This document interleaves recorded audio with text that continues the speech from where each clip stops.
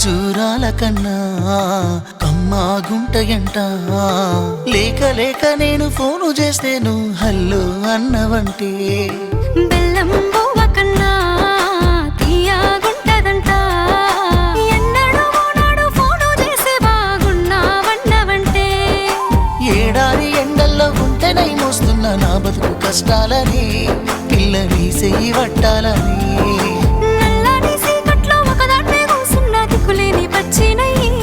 బావ నువ్వెప్పుడొస్తావని ఏళ్ళైపోతుండే పిల్ల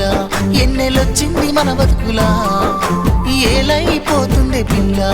ఏలు వట్టంగా వస్తున్నాగా ఇన్నాళ్ళ ఎడబాటు ఎడబాసిపోతుందిలే ఈ సీనయ్య గుంటున్నదే సినదా